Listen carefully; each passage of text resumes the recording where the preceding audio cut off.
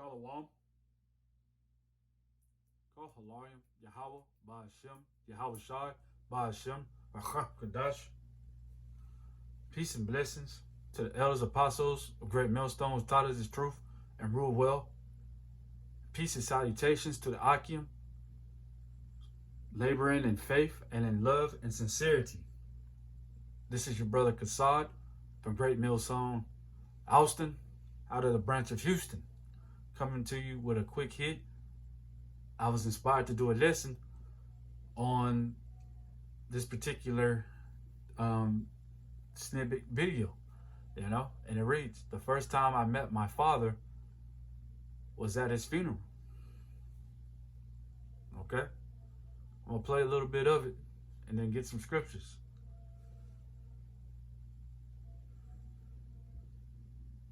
I went to go meet him, and I got delayed by working the NBA Finals, and unfortunately he died.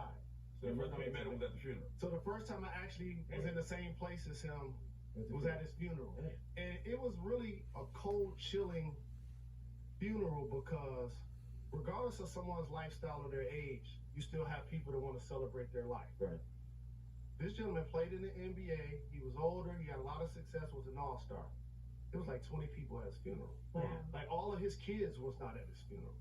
And I'm like, I don't want this. Yeah. Like it was really chilling, and it was an eye-opening experience for me. I wanted to go meet him, and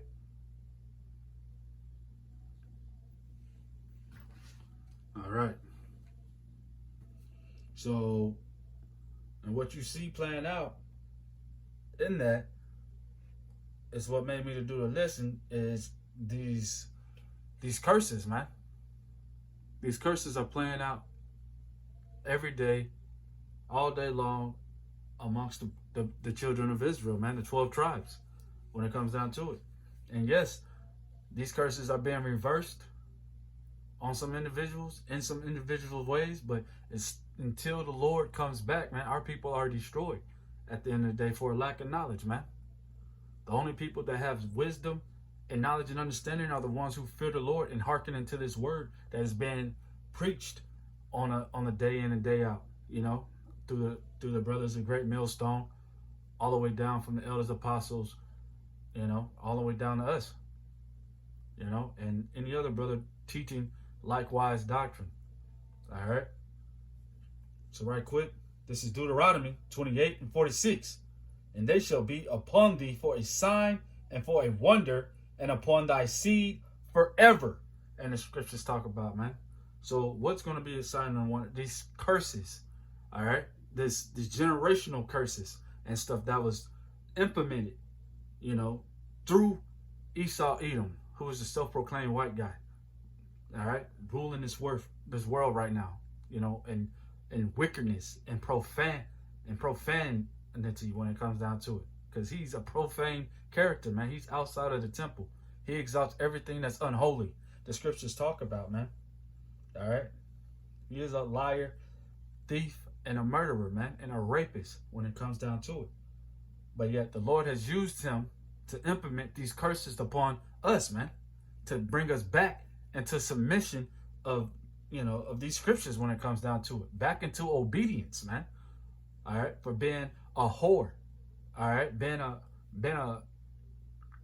adulterer, going after these fake gods, all right, these false idols when it comes down to it. Because thou servest not the Lord, continue on in Deuteronomy 28:47, because thou servest not the Lord thy power with joyfulness and with gladness of heart for the abundance of all things. Continue on, therefore shall thou serve thine enemies, which the Lord shall send against thee in hunger and in thirst and in nakedness. Hunger and in thirst, man. That's things that you need that can sustain you, sustainability when it comes down to it. And it's gonna be a shameful thing, because these people who rule over us are not fit for rulership.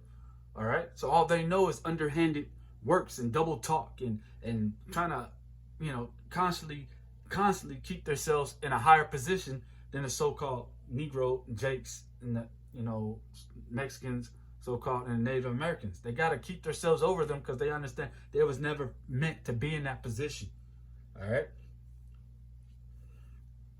Matter of fact, I'm gonna get that.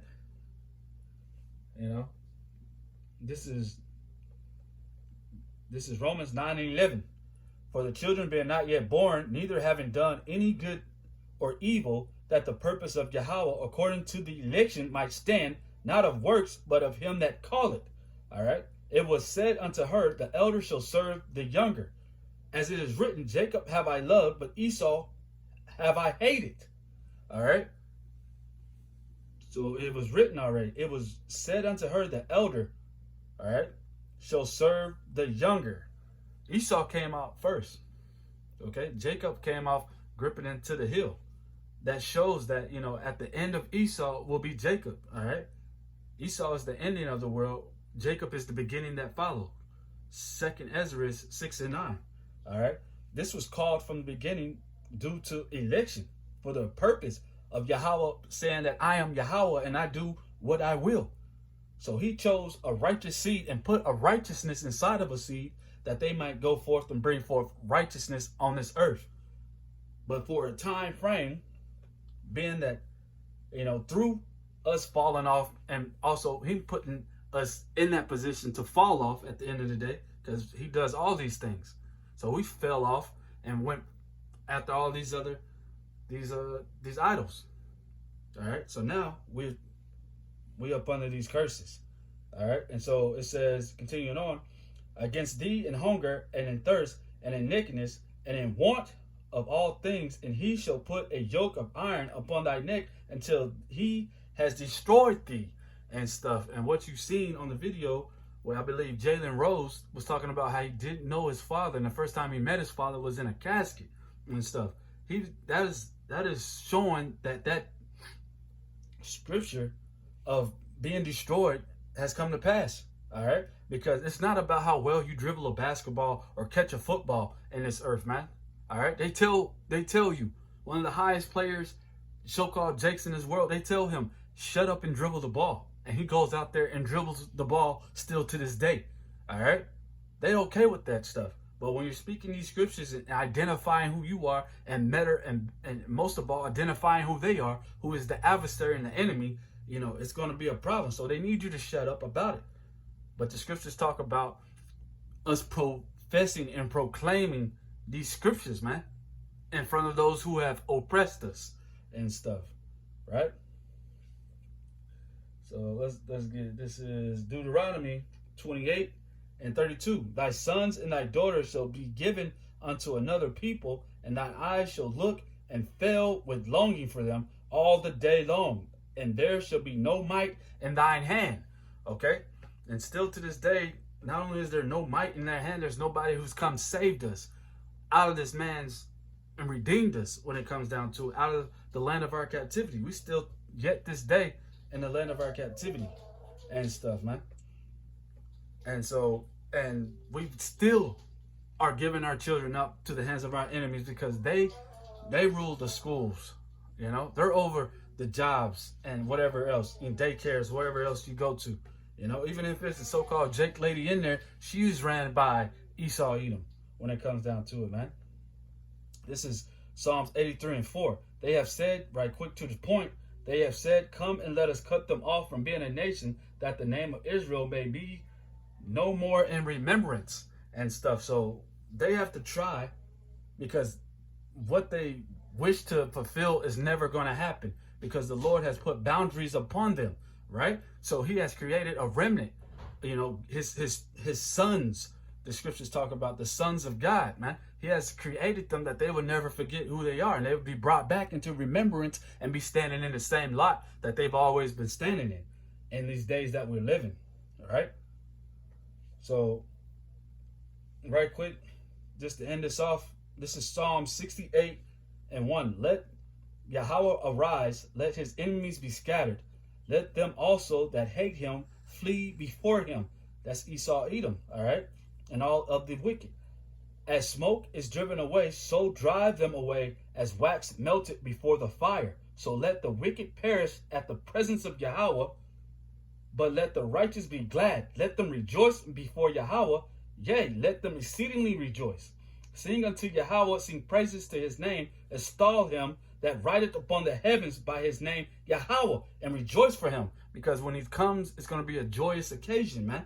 All right, our deliverance is going to be exceedingly a joyful occasion to see our power riding with the army of hosts in the heavens, man, which are the so-called UFOs, what they call them, which are the chariots that's coming to utterly destroy this place. All right.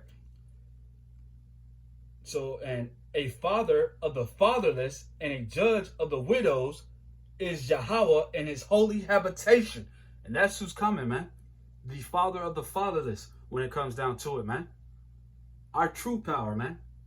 All right. He has redeemed us through Yahweh Shai and brought us back into his mercies, man, and his grace, you know. And that's a wonderful thing, to be brought out of this bullshit into his marvelous light when it comes down to it, man. And with that, I'm going to say shalom. And redemption draws nigh.